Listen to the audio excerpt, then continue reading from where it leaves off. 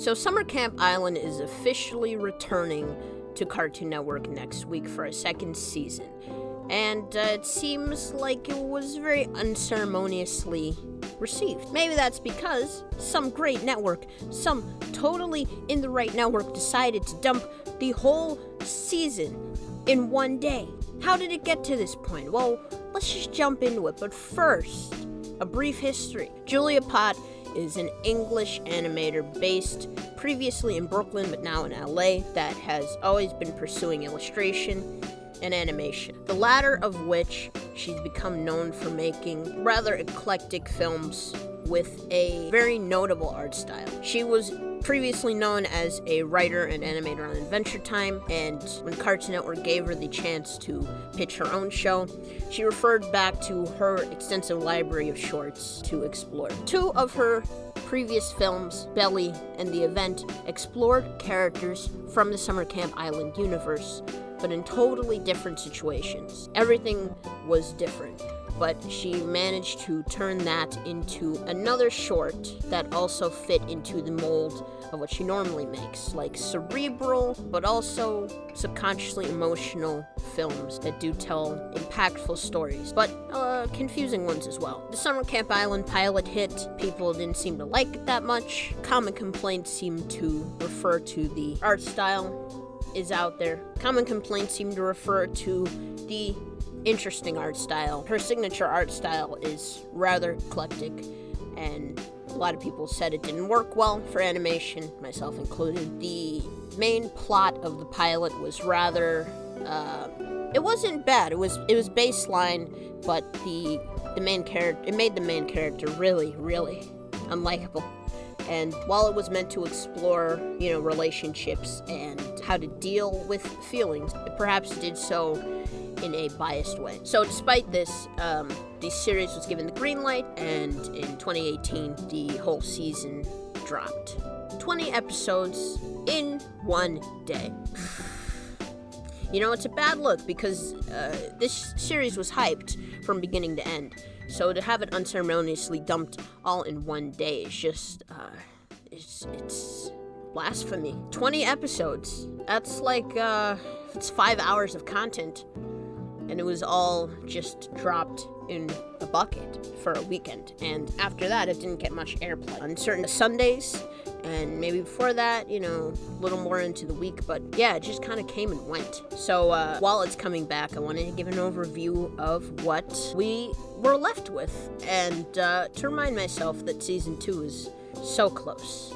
Summer Camp Island, I think, became known for its cuteness, but also its general aesthetic.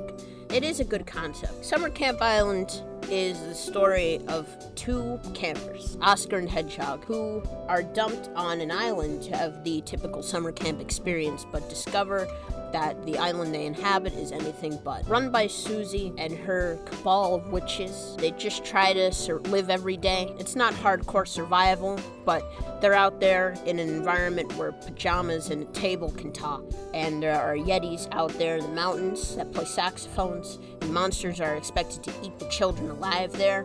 So, there's always something new to learn every single day. I think Summer Camp Island became known for its general aesthetic and its cuteness, because the way the art direction for the show makes it a very cute series. They took Julia Pott's style, which is quite unique on its own, and they softened it. They streamlined it for that production pipeline, and they made it adorable. The general aesthetic the show gives off is really inviting. It's warm, but it's not all over the place. Slice of life comedies, especially on Cartoon Network, are known for being out there, goofy, in your face. And this show is a welcome departure from that. I don't think anyone was getting tired of stuff like Craig of the Creek, but this is a good appetizer towards stuff like that. And that is thanks to the illustrious team, of which a lot of them are comprised of MVPs from Adventure Time. People like Steve Wolfhard and Kent Osborne and Sam Valet and Penn Darvis and all those people, They literally just took half of the Adventure Time crew, their writers and their best storyboard artists, and just thrust them into this show. It's glorious. You feel that influence come through in great ways. Summer Camp Island's original mission was to tackle the complexity of emotional conflict and try to break it down for kids. Pot talked a lot about this in interviews, especially in regards to the pilot itself. This comes out a lot. The best thing that they did for this show in between the pilot and the premiere was streamline that down and make it more about the fun, adventurous stuff.